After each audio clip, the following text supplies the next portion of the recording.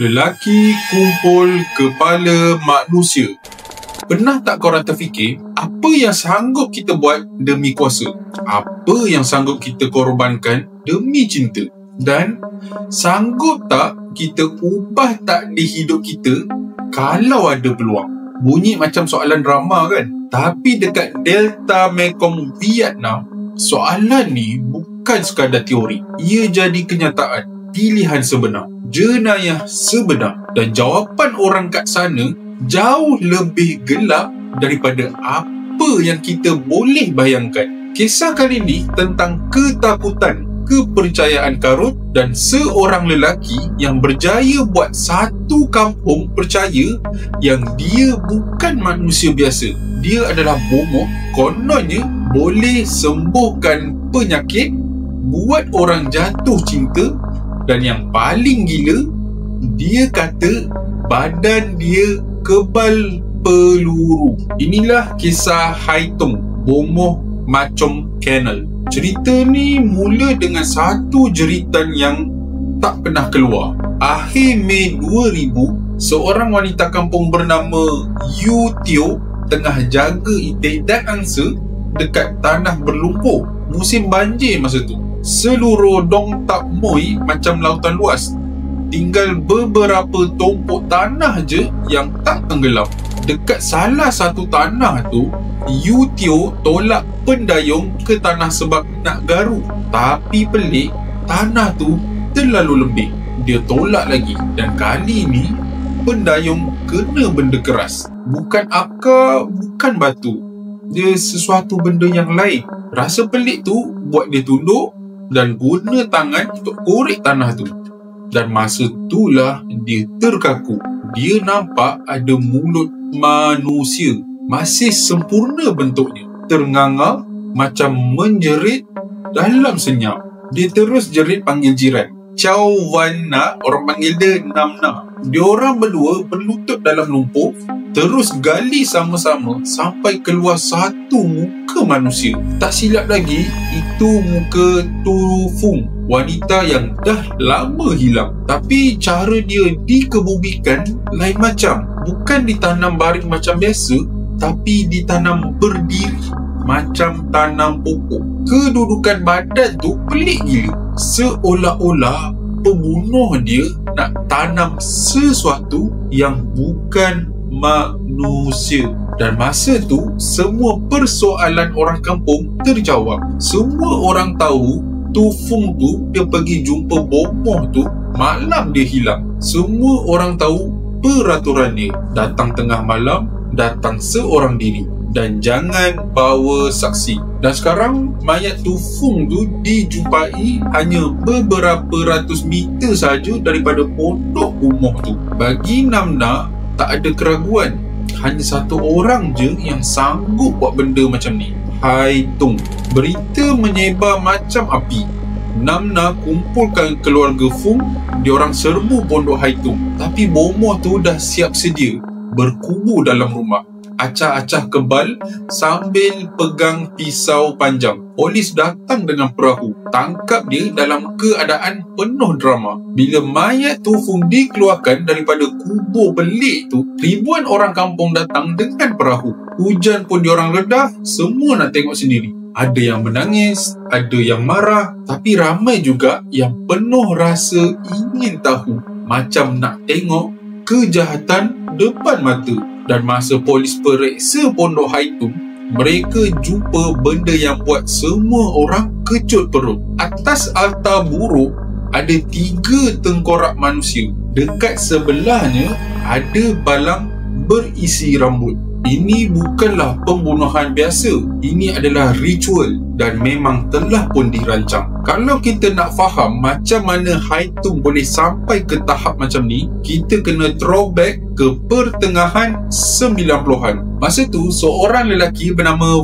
Pham Van Tuan, orang panggil dia Haitung, muncul dekat sungai naik satu sampan kecil. Dia perkenalkan diri dia sebagai tabib yang boleh rawat orang. Suara lembut, muka baik. Dia rawat orang kampung secara percuma. Orang pun mula percaya dekat dia. Penduduk siap kumpul duit lagi, bagi dekat dia tanah dia buat pondok tetap. Dari situ, reputasi dia makin naik. Tapi bila dia dah mula berakar dekat situ, sikap dia mula pelik. Pandangan mata dia pudar, macam tak ada anak mata. Lepas tu, dia boleh teguk 5 liter arak tanpa mabuk.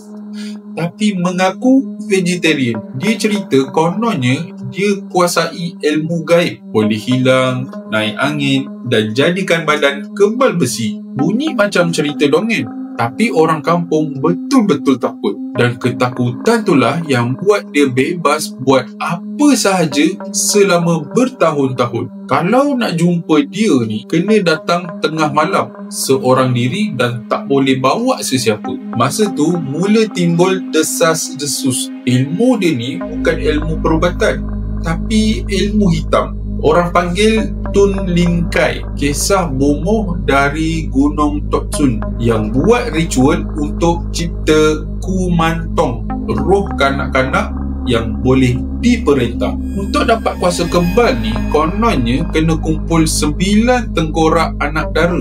Lepas tu, badan jadi kebal, peluru tak tembus dan boleh gaib. Haitung percaya bulat-bulat benda ni dan dia ikut macam kitab. Selama 10 tahun, dia berlakon jadi tabib baik hati sambil sorok aktiviti pembunuhan ritual. Tengkorak dekat altar tu bukti perjalanan dia. Mangsa-mangsa dia semua gadis muda yang terdesak, nak sembuh, nak cinta, nak nasib baik. Tapi kepercayaan tu jadi senjata yang dia guna untuk membunuh. Mangsa pertama dia, Nguyen Ti Nguyen, peniaga kecil, minta azimat perniagaan. Tengah malam, seorang diri, dia dicekik, dipenggal dan ditanam belakang rumah. Mangsa yang kedua, Pham Ti Det, datang sebab masalah peribadi. Sama juga janji penyucian, tapi akhirnya dirogol dan dibunuh. Mangsa yang ketiga, Lee Ti Nguyen, 17 tahun, penjual tiket loteri, minta azimat supaya tiket laku. Malam tu dia tak pernah balik. Dan mangsa terakhir dia adalah Chun Ti Fong, anak bongsu Balu, hidup susah, kahwin muda, balik kampung sebab suami cemburu dan pemabuk. Dalam terdesak, dia dengar pasal bomoh Macong Kanal. Dia pergi sekali dengan sepupu, tapi Haitung halau, katanya dia kerja seorang. Tapi demi masa depan, Fong pergi balik seorang diri. Malam 28 Julai 2001, dia naik sampan sorang-sorang pergi ke pondok bomoh tu. Bawa baju tidur merah jambu macam yang diminta. Tapi bila dia tengah tukar baju, Haitung cekik dari belakang dan dia tak pernah pulang. 3 hari kemudian, mayat dia dijumpai tertanam tegak 400 meter dari rumah bomoh tu. Bila polis tekan, mula-mula dia tipu kata tengkorak tu datang dari guru dekat Gunung Sam. Tapi akhirnya dia bocor habis. Siap sebut nama kekasih dia, Chan Tita, bekas pesakit yang jadi pembantu dalam semua jenayah tu. Polis terpaksa bina benteng dan pam air sebab tanah lembik. Bila dah kering, diorang gali, jumpa 3 rangka tak berkepala. Sama macam yang dia cerita. DNA sahkan semuanya mangsa hilang. Cara dia bunuh pun agak gila. Mangsa disuruh merangkak masuk ikut lubang bawah rumah. Mangsa tukar pakaian ritual, dia cekik daripada belakang. Dia gunting rambut mangsa dan simpan dalam balang. Lepas mayat reput, dia gali semula, potong kepala, rebus dalam periuk jiran dan simpan tengkorak bersih dekat altar. Walaupun semua dah terbongkar, dia masih lagi angkuh. Dia kata dia kebal, peluru tak load, boleh gaib. Tahun 2002, masa perbicaraan, ramai orang datang tengok. Dia dijatuhkan hukuman mati. Pada hari hukuman, di padang bola Ton Koi, ribuan orang datang nak tengok bomoh kebal ni betul-betul kebal ataupun tidak. Tapi bila saat tiba, dia rebah ketakutan, terpaksa dipapah ke tiang. Dia mati macam penjenayah biasa.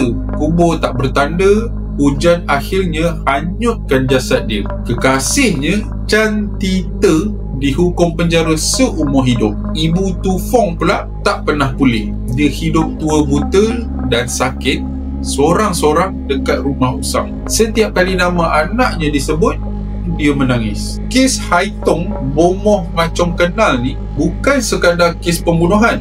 Ia kisah tentang kepercayaan yang disalahguna. Mangsa-mangsa dia bukanlah bodoh. Mereka cuma terdesak nak sembuh, nak bahagia, nak harapan. Dan bomoh ni guna kepercayaan tu untuk buat benda paling kejam. Itulah seram sebenar cerita.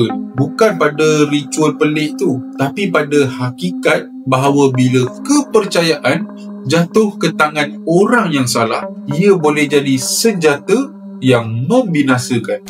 So guys, kalau korang berminat lagi untuk mendengar cerita-cerita jenayah yang sungguh kejam ataupun cerita-cerita paranormal yang menyeramkan, korang jangan lupa like, komen, share dan juga tekan button subscribe tu untuk video-video yang lebih menarik pada masa akan datang. Okay? Assalamualaikum.